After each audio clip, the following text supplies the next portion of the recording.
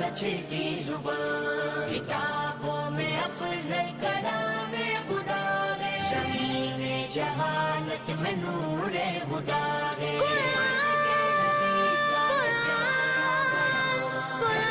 बिस्मिल्लाहिर्रहमानिर्रहीम।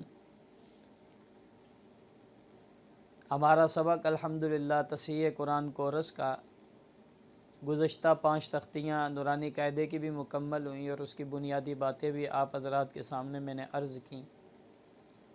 तो आज का सबक हमारा तख्ती नंबर 6 का सबक है और सबक से पहले चंद गुजारिशात हैं। हर तख्ती से पहले हम कुछ न कुछ गुजारिशात आपके सामने अर्ज़ करते हैं, तो इसकी भी गुजारिशात में से चंद इब्तदाई बातें जो आज की तख्ती के मुताल्लिक़ हैं हम आपके सामने अर्ज़ कर देते हैं। आज के सबक के इजमाली उन्वानात क्या हैं? नंबर 1 हिजा का मतलब, नंबर 2 जोड़ का तरीक़ा, नंबर 3 लफ्ज़ अना का कायदा, नंबर 4 एक नोट, और आखिर में जो ये तख्ती है इसकी तरतीब किस तरतीब पर रखी गई है वो अर्ज़ की जाएगी।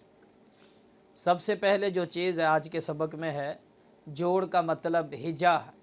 जोड़ हिजा ये की चीज़ है। इसका मतलब क्या है कि एक हरफ पढ़ना, फिर दूसरा पढ़ना, दोनों को मिलाना, फिर तीसरा पढ़ना। सादा अल्फाज में आप इसको यूँ समझ लें कि एक लफ्ज़ के साथ दूसरे लफ्ज़ को, फिर तीसरे को, फिर चौथे को, एक के बाद एक जो अल्फाज आप मिलाते जाएंगे इसको कहते हैं जोड़, जब वो हरकत के साथ पढ़ा जाए। दूसरे नंबर पर था जोड़ का कायदा क्या है। जोड़ का कायदा, इसके 2 तरतीब हैं। पहली तरतीब तो ये है कि हरफ ब हरफ पढ़ना। जैसे आबादन पहला लफ्ज़ है तो इसको पढ़ना हमज़ा ज़बर आ, बा ज़बर बा, फिर दोनों को मिलाना आबा, फिर दाल दो ज़बरदन आबादन, फिर इसको वक्फ़न करके आबादा पढ़ना।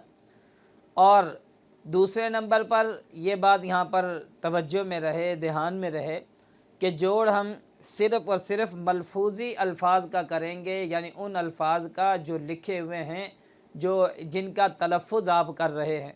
जो लिखे हुए हैं जिनका तलफ़्फ़ुज़ आप नहीं कर रहे उनका जोड़ में ज़िक्र नहीं करेंगे। मिसाल के तौर पर आबादन के आखिर में अलिफ़ लिखा हुआ है और बाज़ कायदों में या लिखी होती है। दूसरे अल्फाज के साथ यहाँ पर भी बाज़ दो ज़बर के साथ या का लफ्ज़ लिखा होगा। तो ये क्योंकि हालतें जब पढ़ रहे होंगे हम हरकत के साथ, तो ये मलफूज़ी लफ्ज़ नहीं पढ़ा नहीं जाता, इस वजह से इसको जोड़ में ज़िक्र नहीं करेंगे। दाल अलिफ़ दो ज़बर दन पढ़ना ये गलत है, सिर्फ़ पढ़ेंगे दाल दो ज़बर दन। और ये जो लफ्ज़ हैं इसको ज़ाहिर जो होगा, ये पीछे भी अर्ज़ कर दिया था कि ये इसका ज़ुहूर उस वक़्त होगा जिस वक़्त आपने इस लफ्ज़ के ऊपर वक़फ़ करना है, साथ इसको ज़िक्र नहीं करना। तीसरी बात थी लफ्ज़ अना का कायदा, और चौथी चीज़ थी एक नोट। लफ्ज़ अना का कायदा ये है कि अना के आखिर में एक अलिफ़ है जो मलफूज़ी नहीं है, यानी ये लफ्ज़ पढ़ा नहीं जाता। इसीलिए जब ये मलफूज़ी नहीं है तो इसको हम जोड़ में भी नहीं पढ़ेंगे, वसल की सूरत में भी नहीं पढ़ेंगे। अलबत्ता रवा में वक़फ़ करते हुए ये लफ्ज़ पढ़ा जाएगा। बाकी जो अल्फाज हैं जो वसल वक़फ़, ये जो सूरत है इसको हम वसल की सूरत, यानी जब मिलाएंगे इस लफ्ज़ को किसी दूसरे के साथ तो उस वक़्त तो ये नहीं पढ़ेंगे। हाँ, अलबत्ता इसी के ऊपर जब हम वक़फ़ करें लफ्ज़ अना के ऊपर तो इस वक़्त ये पढ़ा जाएगा और इसको एक अलिफ़ के बराबर खींच कर पढ़ेंगे। यहाँ पर एक फ़ायदा और नोट ये याद रखें कि ये जो कायदा है ये उस अना के बारे में है जो अना किसी कलमे का जुज़ ना हो। अगर वो लफ्ज़ अना किसी कलमे का जुज़ हो तो वहाँ पर ये अलिफ़ पढ़ा जाएगा, ये मलफूज़ी शुमार होगा, चाहे वक्फ़न हो चाहे वसलन हो, दोनों सूरतों में इसे पढ़ा जाएगा। जैसे सूरह मुल्क के अंदर फरमाया क़ालू बला क़द जाअना नज़ीर। अब यहाँ पर ये अना, ये दिखने में अना नज़र आ रहा है, ये हकीकत में अना नहीं बल्कि जा अलहदा लफ्ज़ है, ना इसके साथ लिखा गया, तो दिखने में आ रहा है अना, इस वजह से मुगालते में इसको अना नज़ीर नहीं पढ़ेंगे बल्कि अना नज़ीर पढ़ा जाएगा। अलबत्ता जब ये लफ्ज़ अकेला ख़ुद आए, जैसे इन्नमा अना बशरुम मिस्लुकुम, तो इस सूरत के अंदर जब इसको मिलाकर हम पढ़ेंगे तो अलिफ़ को पढ़ा नहीं जाएगा, इन्नमा अना बशरुम मिस्लुकुम इसको पढ़ेंगे। ये इसका सही तरीका है।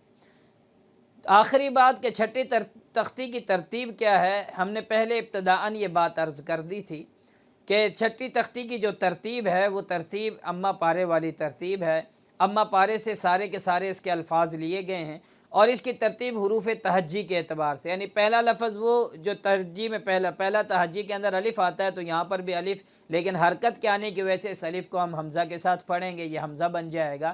الف کے بعد با آتا ہے تو با کو ذکر کیا، با کے بعد جو تا آنا تھا لیکن تا کا لفظ کوئی موجود نہیں تھا، سا، اسی طرح تا، سا، جیم، ہا، خا، دال، دال والا لفظ اماں پارے میں الف با دال یہ موجود تھا، تو اس ترتیب پر، اسی طرح آگے احد ان میں یہ ترتیب، یہ آخر تک یہی ترتیب ہے کہ الفاظ کو انہوں نے اس ترتیب سے ذکر فرمایا جس ترتیب کے اندر جس ترتیب کے ساتھ اماں پارے کے اندر موجود ہیں، اور حروف تہجی کی ترتیب کے اعتبار سے انہوں نے ذکر فرمایا۔